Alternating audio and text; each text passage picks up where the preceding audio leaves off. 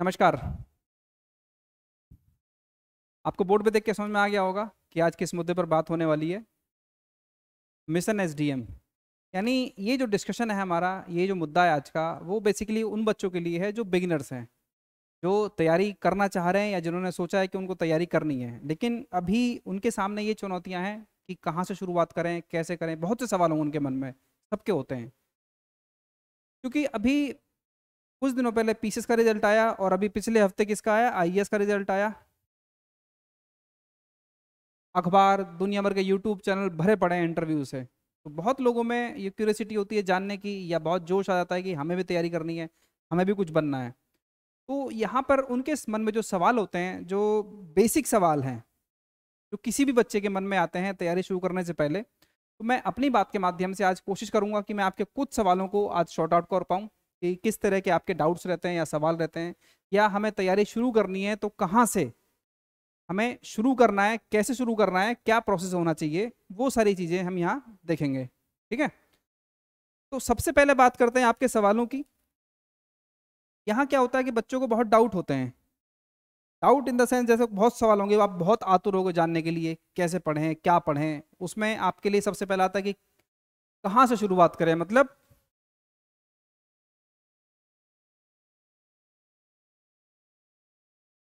कहाँ से शुरू करना है। ठीक है, दूसरा आता है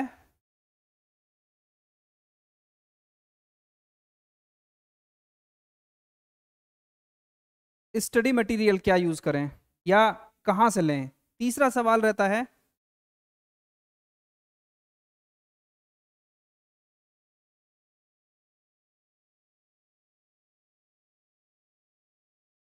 कोचिंग करें या ना करें।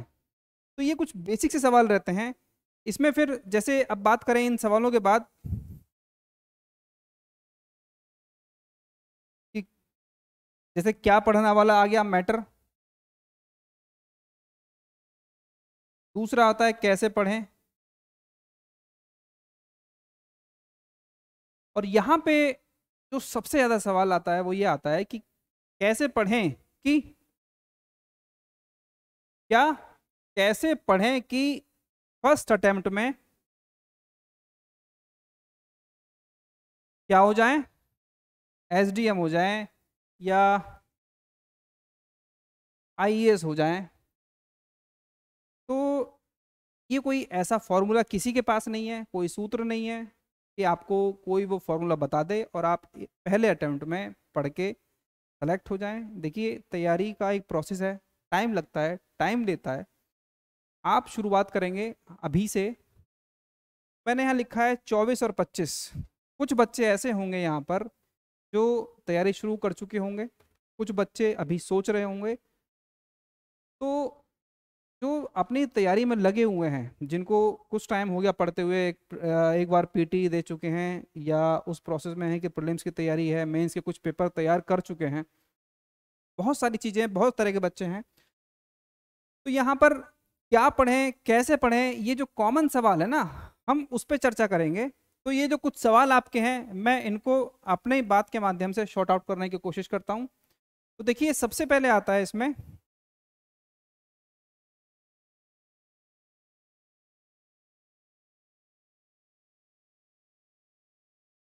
क्या पढ़ें। क्या पढ़ें में, जैसे एक सवाल करते हो कि कोचिंग करनी है या नहीं करनी है। देखिए, मैं आपसे ये कदापि नहीं कहूँगा कि आपको जो लगता है कि अगर आप सेल्फ से सेल्फ से चीज़ों को बेहतर समझ सकते हैं, कर सकते हैं, तो आपको कोचिंग की आवश्यकता नहीं है। लेकिन अगर आपको लगता है कि आपके पास बहुत कम टाइम है और आपको एक प्रॉपर वे में एक गाइडेंस चाहिए, एक प्रॉपर वे में गाइड करने वाला आपको गाइड चाहिए, मेंटोर चाहिए, जो आपको दिन प्रतिदिन डेली जो आपका सिलेबस है उसके बारे में बताए और वो सिलेबस के अकॉर्डिंग आपका जो भी स्टडी मटेरियल है वो आपको प्रोवाइड कराए, वो पढ़ाए। देखिए, इसमें सबसे ज़रूरी होता है कि आप कोचिंग कहीं भी करें, कोचिंग से जो भी आपको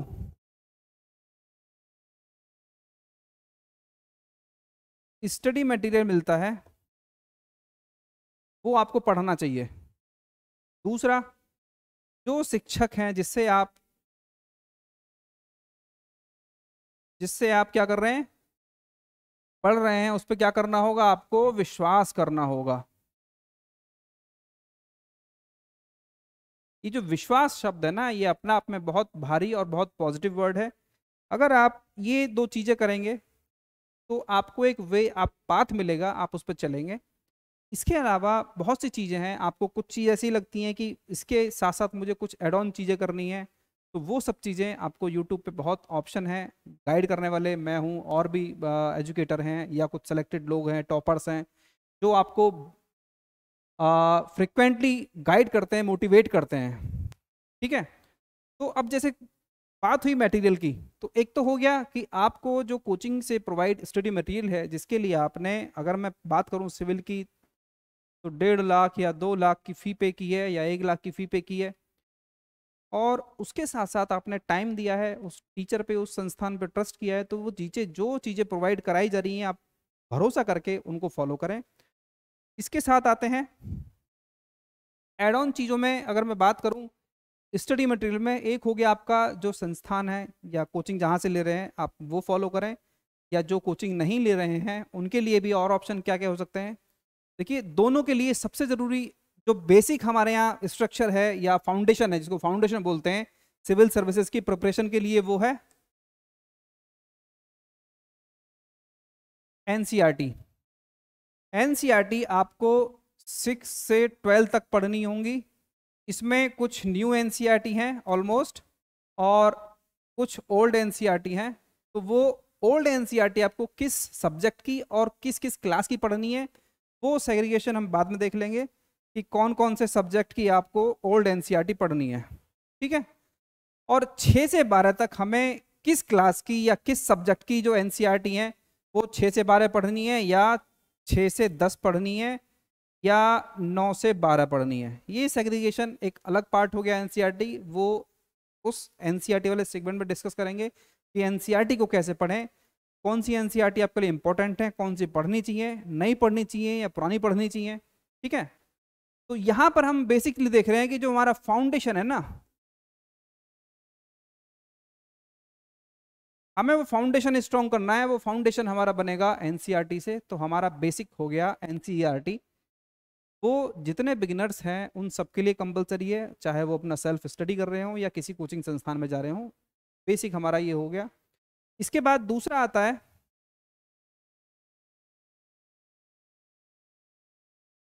PYQ। ठीक है। पीसीएस में क्या है, यूपी पीसीएस में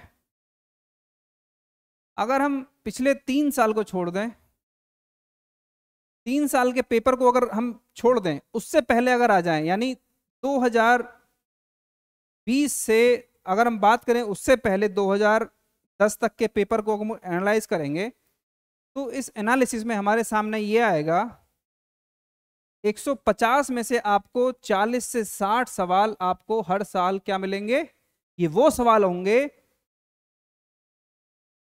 जो उत्तर प्रदेश लोक सेवा आयोग अपने किसी ना किसी एग्जाम में वो सवाल पूछ चुका होगा आपसे। वो आरओ में पूछ ले, या पहले जैसे मेंस में जीएस के 2 पेपर होते थे ऑब्जेक्टिव, वहां पूछा हो, या खुद उसने अपने प्रीलिम्स के किसी एग्जाम में, या पीसीएस जो जे होता है जुडिशरी वाला प्रीलिम्स, उसमें कहीं ना कहीं वो सवाल आपको देखने को मिलेंगे। पिछले 3 साल से ये जो ट्रेंड था वो थोड़ा सा कम हो गया है प्रीवियस ईयर का। यहाँ हो सकता है कि आपके सामने 30 से 40 या 45 सवाल अभी भी देखने को मिल जाएं, किसी भी रूप में, एज इट इज, या क्वेश्चन का फॉर्मेट चेंज हो, या ऑप्शन चेंज हो, कुछ भी हो। तो इसके लिए एक तो यहाँ पे जरूरी है जो प्रीवियस ईयर क्वेश्चंस यूपी पूछता है, जहां से रिपीट होते हैं, जिनको बोलते हैं रिपीट क्वेश्चंस, उसके लिए जरूरी है आपको PYQ। दूसरा, आप जब तैयारी करोगे, कोई भी सब्जेक्ट पढ़ने बैठोगे, तो आप उस सब्जेक्ट की जो आपकी समझ बन रही है, वो समझ सही है या नहीं, उसका जो निर्धारण होगा वो यहां से होगा। उसका निर्धारण कहां से होगा, प्रीवियस ईयर क्वेश्चन से। ठीक है। तीसरी चीज आती है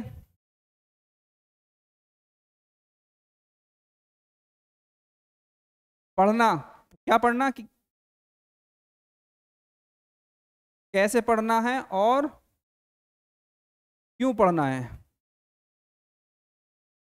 तो कैसे पढ़ने में हम चर्चा करेंगे अभी किसी एक सब्जेक्ट या किसी एक बुक को लेके, क्यों पढ़ने में आता है? देखिए, दो एस्पेक्ट्स हैं। आपने सपोज कीजिए पॉलिटी है, आपने पॉलिटी के लिए फॉलो की लक्ष्मीकांत, ठीक, आपने लक्ष्मीकांत फॉलो की, या सपोज कीजिए आपने क्लास 11th की क्या पढ़ी? एनसीईआरटी। तो मैं यहाँ पर सबसे जो इम्पोर्टेंट चीज़ है वो ये बताना चाह रहा हूँ कि जब आप तैयारी करते हैं तो कभी भी आप इसको ध्यान में रख के मत पढ़िए। आपको जो पढ़ना है ना, क्यों पढ़ना है, मतलब आपको एक क्या करना है, समझ बनानी है। आपको उस विषय की समझ बनानी है। और अगर आपने इसको फोकस करके अपनी पढ़ाई की, यानी आपने विषय की अगर समझ बनाई है, तो ये विषय आपको क्या देगा, प्रीलिम्स में आने वाले क्वेश्चंस को आपको बहुत आसानी से सॉल्व करने में मदद करेगा, और साथ में क्या होगा, मेंस में भी हेल्प करेगा। तो आपको किसी भी बुक को क्या करना है, समझ के लिए पढ़ना है। ये नहीं सोचना है कि मैं ये किताब उठा के एक साल में एसडीएम बन जाऊं, आईएएस बन जाऊं, बस रट दूं इसको। किसी भी बुक को पढ़िए समझ के लिए, ठीक है। अब बात करते हैं जो और सोर्स है। मैंने बात की एनसीईआरटी की, क्लास वाइज एनसीईआरटी, वो मैं आपको बाद में बताऊंगा कि कैसे उनको लेके चलना है, कौन सी क्लास की कौन कौन सी एनसीईआरटी है, उनको पढ़ने का क्या तरीका होना चाहिए, कैसे सही तरीके से पढ़ी जाती हैं, और कम से कम कितनी रीडिंग में आपको उनको पढ़ना है, या कितनी रीडिंग, एक रीडिंग, दो रीडिंग के बाद आपको उसके नोट्स फॉर्मेशन शुरू करने हैं। ये सारी चीज़ें हम एक अलग से जो एनसीईआरटी वाली बात करेंगे पूरा डिटेल में, उसमें चर्चा करेंगे, ठीक है। अभी मैं बात करूं अगर पीसीएस के लिए, कि अगर आपको 2024 या 25 का प्रीलिम्स देना है और क्वालिफाई करना है, तो आपके मन में एक और डाउट रहता है कि स्टडी मटेरियल जो कोचिंग वाला है उसके अलावा और क्या स्टडी मटेरियल हमारे लिए बहुत मोस्ट इंपॉर्टेंट हो सकता है। मैं आपको स्पेशली सजेस्ट करूंगा कि जो स्टडी मटेरियल आपके पास है, या कोचिंग का हो या कहीं का भी हो, उसके अलावा जो स्टैंडर्ड कुछ और बुक्स हैं वो आपके टेबल पे होनी चाहिए। उनमें सबसे पहले आता है क्या, फेयर एक्ट। ये क्या है,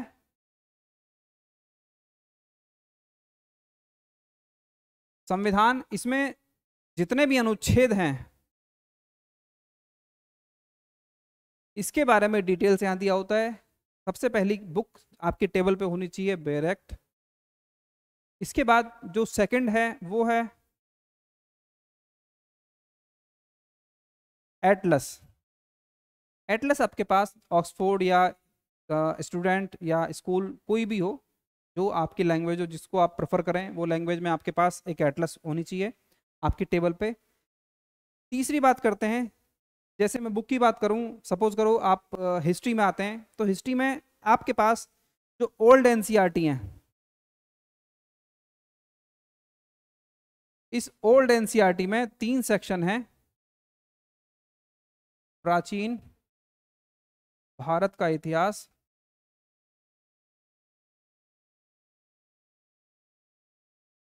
मध्यकालीन इतिहास, और आधुनिक भारत का इतिहास। अगर आपने ओल्ड एनसीईआरटी, ये हिस्ट्री की तीनों एनसीईआरटी अगर आपने कवर कर ली, तो यकीन मानिए आपके इतिहास में मेंस के क्वेश्चंस हों या प्रीलिम्स के क्वेश्चंस हों, गलत होने की संभावना यहाँ पर ना के बराबर होगी। इसके साथ मैं एक चीज़ और ऐड ऑन करना चाहूँगा कि हिस्ट्री के इन सोर्स के साथ साथ आपको एक चीज़ और चाहिएगी, स्पेक्ट्रम।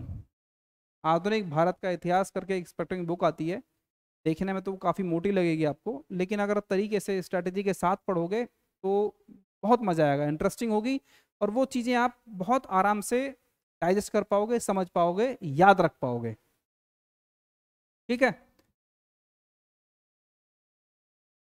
इसके बाद होना चाहिए आपके पास एक बुक, आपके पास हो लक्ष्मीकांत, बाकी 11th की एनसीईआरटी,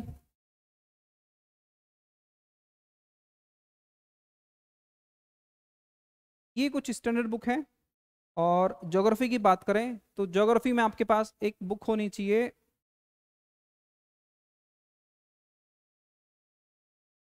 महेश वर्णवाल। इसमें आपका इंडियन एंड वर्ल्ड ज्योग्राफी दोनों कवर है। ठीक। इकोनॉमिक्स की बात करें तो इसमें आती है रमेश सिंह। ये कुछ स्टैंडर्ड बुक है जो आपके टेबल पे होनी चाहिए। इसके साथ एक स्टैटिक की बात करें, स्टैटिक जीके में तो आपके पास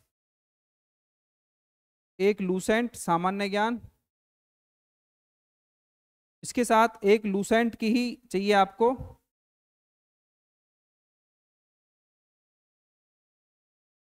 सामान्य विज्ञान। ये मोटा मोटा स्टडी मटेरियल के नाम पे जो आप अगर इसको शॉर्ट लिस्ट कर लेते हैं ना, तो ये बहुत लिमिटेड मटेरियल आपके पास है। और इतना मटेरियल आप रखें अपने टेबल पे और तैयारी शुरू कर दें। अब अगर मैं बात करूं, जैसे लक्ष्मीकांत है, अब आप कहेंगे इसमें लगभग 500 से 550 या 600 पेज हैं। अब 600 पेज, कोई बच्चा अगर पहली बार पढ़ने बैठेगा तो 600 पेज की किताब ये हो गई, लगभग 700 से 800 पेज की किताब होगी आपकी स्पेक्ट्रम की। इतनी ही रमेश सिंह लगभग 500 से 600 पेज, महेश वर्मा लगभग 400 पेज। तो नया बच्चा क्या होता है कि वो डर जाता है कि इतना पेज, इतना मटेरियल कैसे पढ़ा जाएगा। और वो क्या करता है कि वो उठाता है किताब को और एक पेन लेता है और line by line, word to word उसको क्या करता है, अंडरलाइन करना शुरू कर देता है, पेज एक से लेके। और अगर 500 पेज है तो 500 पेज तक वो सिंगल रीडिंग में पूरी किताब को ख़त्म करना चाहता है। ठीक है। इसमें उसके दिमाग में क्या चलता है कि मेरे पास ये 500 पेज है, ये मुझे पढ़ने हैं, इसके अलावा मेरे पास 2000 पेज का मटेरियल और रखा हुआ है, मेरे पास टाइम कम है, मुझे वो भी पढ़ना है। तो वो बिना समझ बनाए उस किताब को अंडरलाइन करना शुरू करता है। उसकी समझ में आया या नहीं आया, उसने क्या किया, उसने सिर्फ एक कोरम को पूरा किया है। उसने एक बुक पढ़ने के प्रोसेस में सिर्फ एक कोरम को फुलफिल किया है, उसके अलावा कुछ नहीं, उसमें से कोई आउटपुट उसको नहीं मिलेगा।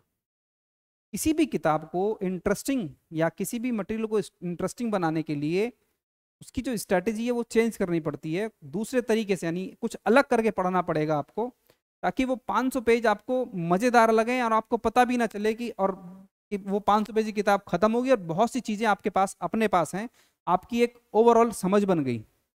जैसे मैं बात करूं लक्ष्मीकांत की,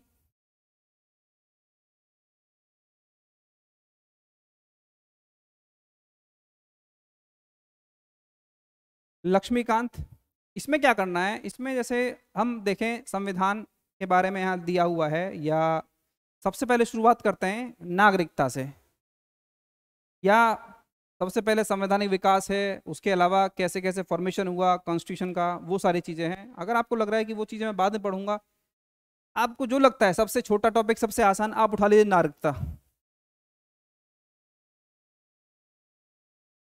नागरिकता को उठाइए। इसमें कोई आपका कोई वैसा नहीं है, कोई सीरियल नहीं है, कहीं से भी रैंडम कोई टॉपिक उठाइए, उठा के पढ़िए, 4 पेज 5 पेज 6 पेज जितना है, एक ओवरऑल समझ बनाने की कोशिश कीजिए। जो आपने अगर कहीं कोचिंग ली है तो वहाँ से कोशिश कीजिए कि जो लेक्चर आपने सुने हैं उसको समझने के साथ साथ ये किताब पढ़ें। या अगर कोचिंग नहीं ले रहे हैं, यूट्यूब पे बहुत ऑप्शंस हैं, आप इससे संबंधित, अगर आपको पढ़ के समझ में नहीं आ रहा है तो कोई भी आप डिस्कशन किसी का सुन सकते हैं।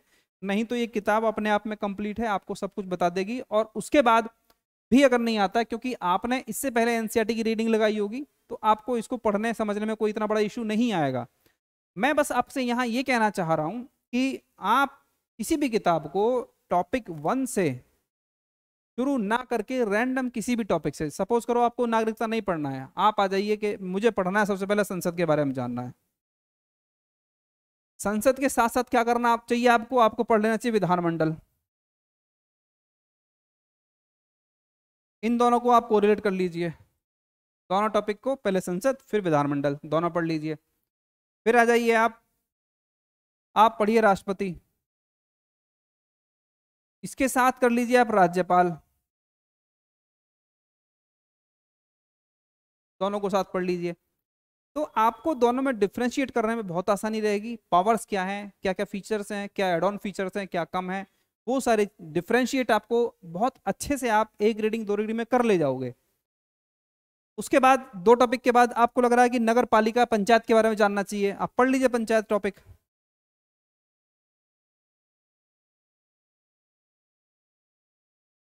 नगर पालिका पढ़ लीजिए। इसके बाद आ जाइए संवैधानिक संशोधन पढ़ लीजिए।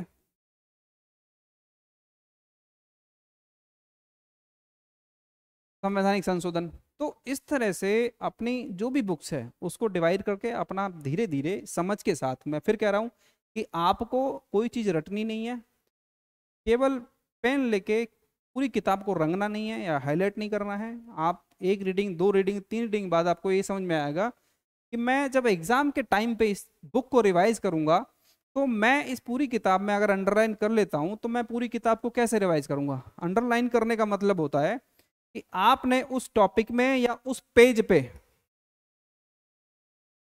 अगर आपने पूरे पेज पे अंडरलाइन कर दी तो इसका क्या मतलब बना कि आपको फिर से पूरा पेज पढ़ना है, तो इससे तो आप इसको किताब को खराब ही नहीं करते।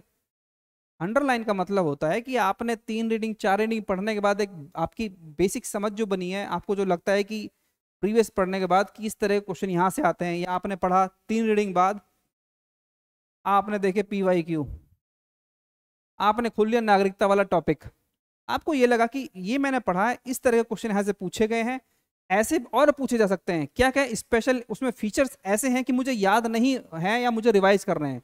आपको वहां पर इस पूरे पेज पे हो सकता है कि आपको दो ही लाइन मिले अंडरलाइन करने के लिए, तो इस पूरे पेज पे आपके पास केवल दो लाइन है।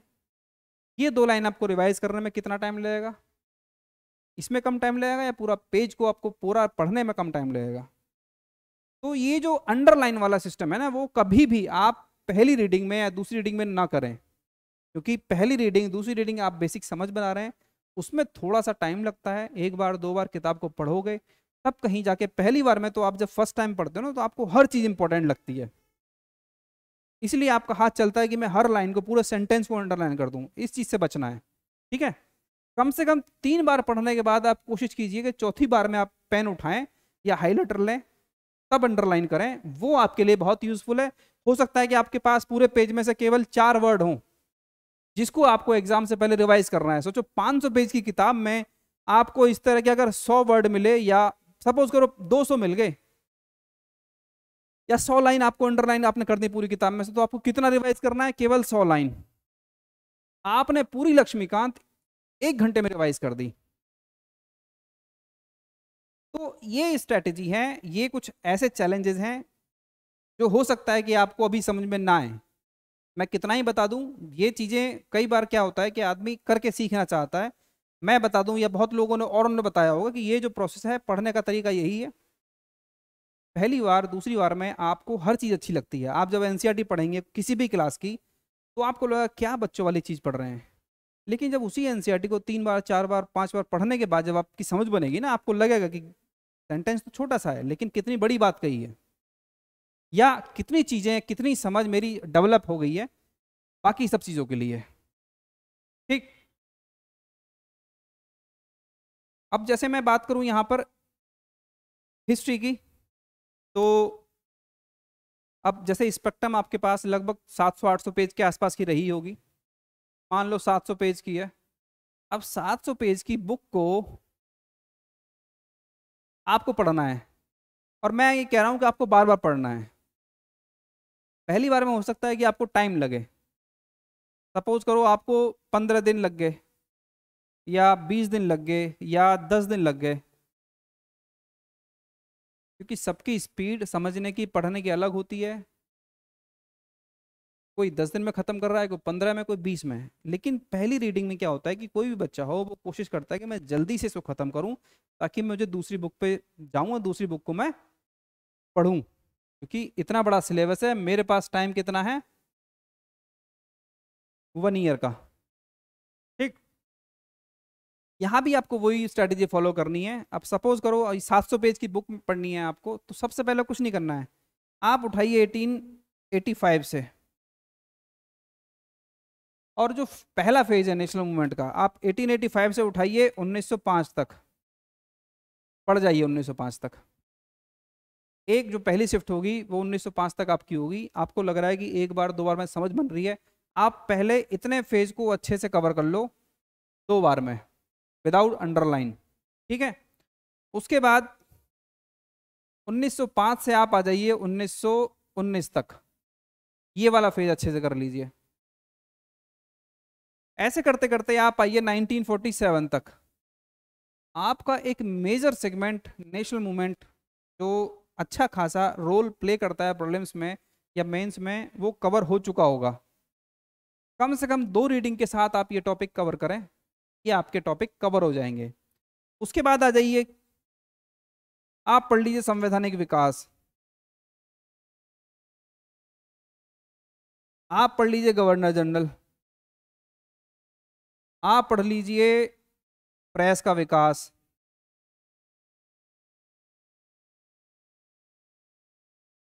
देखिए मैंने यहाँ का 85 से शुरू करेंगे तो आप 97 तक जाएंगे, ठीक है। ये डेवलपमेंट है, इसको आप जाना पड़ेगा। संवैधानिक विकास है, इसको आप अलग से कर सकते हैं। गवर्नर जनरल, ये आप अलग से कर सकते हैं। प्रेस का विकास, सामाजिक धार्मिक सुधार आंदोलन, ठीक है। तो टॉपिक्स का या पूरी बुक का सेग्रीगेशन कर लीजिए, चाहे तो पहले लिस्टिंग कर लीजिए, क्योंकि जितना स्मार्ट वर्क करने की कोशिश करेंगे उतना आप सफलता के नज़दीक जाएंगे, करीब पहुंचेंगे, ठीक। बहुत लोग हैं, कंपटीशन बहुत टफ है, पढ़ने वाले बहुत हैं, बहुत अच्छे से पढ़ने वाले लोग हैं, तो जितना स्मार्ट वर्क करेंगे उतना आप उतना आप सक्सेस की और अग्रसर रहेंगे, ठीक है। अब इसके बाद बात करते हैं कि जैसे क्वेश्चंस आते हैं कि जो मेंस वाले हैं, जैसे हम मैंने बता दिया प्रीलिम्स के पॉइंट ऑफ व्यू से,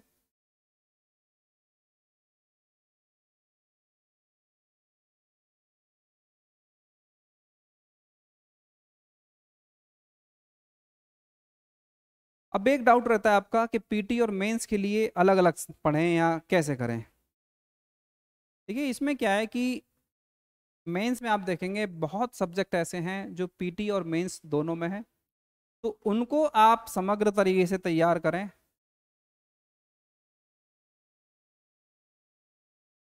और जो मेंस में जो सब्जेक्ट केवल मेंस में है उनको आप होल्ड रखें, उनको अभी ना पढ़ें। आपको अभी केवल वो टॉपिक पढ़ने हैं जो आपके प्रीलिम्स में भी हैं और मेंस में भी हैं। आप वो सब्जेक्ट, जैसे आपका हो गया हिस्ट्री, आपका हो गया geography, polity, economy, science. Mains में साइंस टेक वाला सेक्शन आता है, जनरल साइंस नहीं आता है। प्रीलिम्स में साइंस टेक भी है और जनरल साइंस भी है। अब बात करें मेंस के, जैसे Indian society, social justice, internal security, IR, ethics, ये टॉपिक्स या ये सब्जेक्ट आप अभी छोड़ के चल सकते हैं। इनको मेंस के टाइम पे यानी प्रॉब्लम सब हो जाएगा, क्योंकि इनका वेटेज तो ठीक है लेकिन बहुत ज़्यादा सिलेबस नहीं है। आप बहुत आराम से वो उस टाइम पे कवर कर सकते हो, या उसके लिए जब आपको लगता है कि आप 2025 में अपीयर होंगे तो आप सारे सब्जेक्ट लेके चल सकते हैं। और 1, 2 या 3 कम से कम रीडिंग लगाएं। रीडिंग लगाने के बाद आप फिर देखें कि नोट्स का फॉर्मेशन कैसे होना है और अंडरलाइन का प्रोसेस क्या होता है, कैसे सबसे यूज़फुल रहती है कि आप किस चीज़ को हाईलाइट करें। तो उस सब के लिए सबसे अच्छा है कि आप बार बार प्रीवियस ईयर क्वेश्चन पढ़ेंगे। उसके लिए आप मार्केट में बहुत पब्लिकेशन है जो PYQs निकालते हैं, वो PYQs फॉलो करें। तो ये कुछ चीज़ें ऐसी हैं जो बिगिनर्स के लिए हैं। उम्मीद करता हूँ कि मैं कुछ हद तक आपके जो डाउट्स थे, कुछ सवाल थे, उनको दूर कर पाया हूँ। तो बस देखते रहिए, पढ़ते रहिए। और शुरुआत मैं फिर से कहूँगा, आपकी शुरुआत होती है NCERT से। NCERT के लिए हम बाद में बात करेंगे उनको कैसे लेके चलना है, लेकिन जो फाउंडेशन है आपका, वो फाउंडेशन आपका बनेगा एनसीईआरटी से।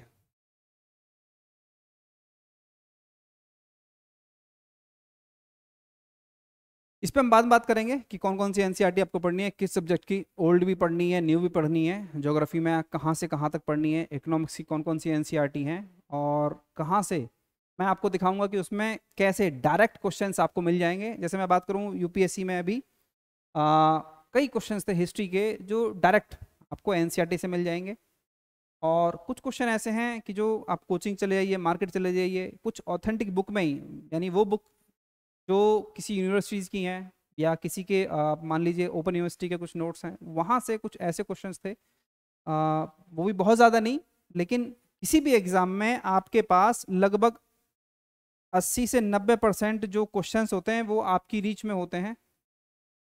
मान लीजिए 80%, यानी अगर पीसीएस में 150 क्वेश्चन आ रहे हैं, इन 150 क्वेश्चन में आपके पास 120 से 25 क्वेश्चन ऐसे होंगे जिनको आप जानते होगे, आप कर ले जाओगे।